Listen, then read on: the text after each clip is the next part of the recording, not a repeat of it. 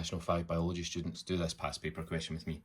Now this question is the scientific literacy question which you'll find on every past paper of recent years, and so you'll have to do one in your exam this year as well. So you have to read the passage and then answer the questions that follow. So what I always do with this question is I have a highlighter handy just so I can highlight the main points as I'm reading through. So it says coronavirus is a pathogen which causes COVID-19. Most people with COVID-19 feel better within a few days or weeks of their first symptoms. Long COVID can be diagnosed when symptoms last longer. Okay. Symptoms of long COVID include extreme breathlessness, memory, and concentration issues.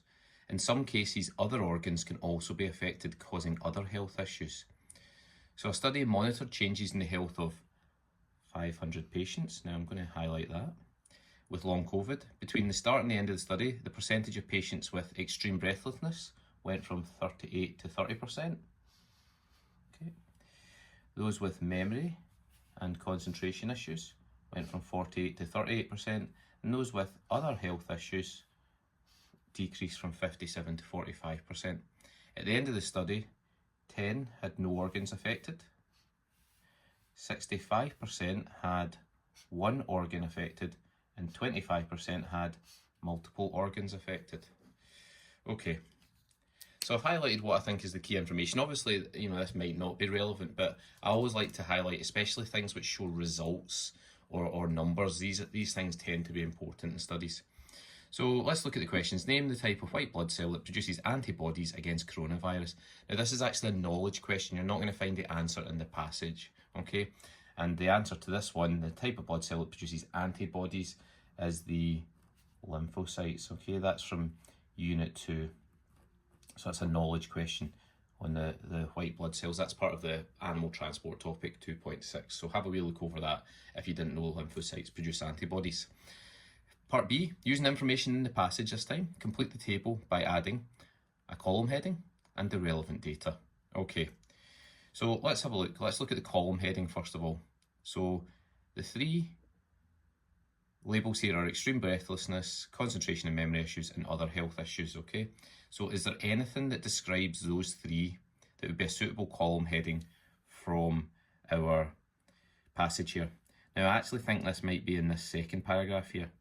Okay, it says symptoms of long COVID include extreme breathlessness, memory and concentration issues, and in some cases other organs can be affected, causing other health issues. So I think these are going to be I'm going to use my highlighter for this, the symptoms of long COVID. Okay, so we've put that in here. So symptoms of long COVID. Okay, next part, percentage of patients, start of study, end of study. Right, now fortunately we already highlighted these, okay, so this should be fairly easy for us. So at the start of the study, the extreme breathlessness was 38 and it went down to 30. For the memory and concentration, it went from 48 down to 38. And for the other health issues, it went from 57 down to 45. Okay, so we're just getting that data from the passage there. On to part C, it says calculate the simple whole number ratio of the percentage of long COVID patients who had multiple organs affected to those with one organ affected to those with no organs affected. Okay, so to get this data we have to go back to our passage here. Let's have a look. So 10% had no organs affected, 65 had one, and 25% had multiple organs. Okay, so let's put these in the right place. So it was 25 for multiple, wasn't it?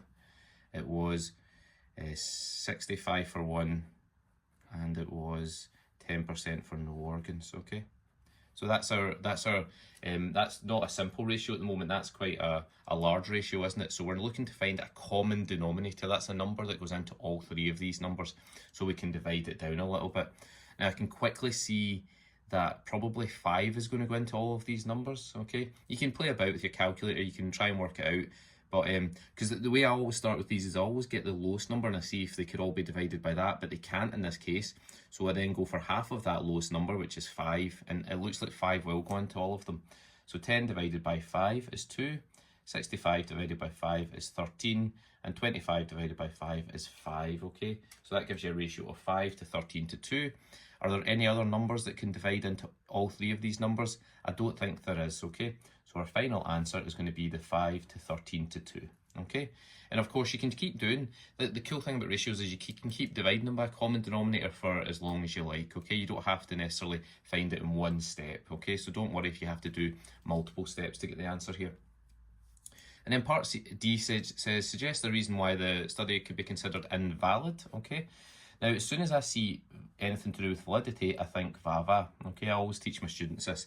And validity is to do with variables, okay? So why would this study be considered invalid? Well, it's going to be something to do with the variables, okay?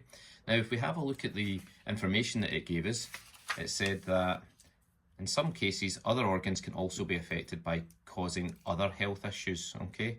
So there is likely to be other conditions which can cause these other health issues, okay? So things like, the ones they mentioned, for example, were extreme breathlessness, memory and concentration issues, as well as other issues. Now, there is loads of things that can cause extreme breathlessness, you know, like obesity or issues with your lungs that are not related to COVID. Similarly with memory and concentration issues, you know, Alzheimer's, dementia and so on can affect that, as well as just regular old age. And so therefore there are lots of other variables, okay?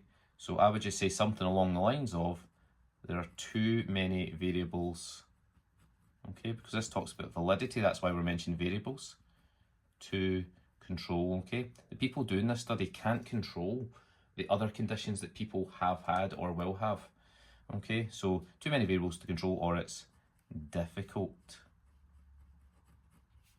to control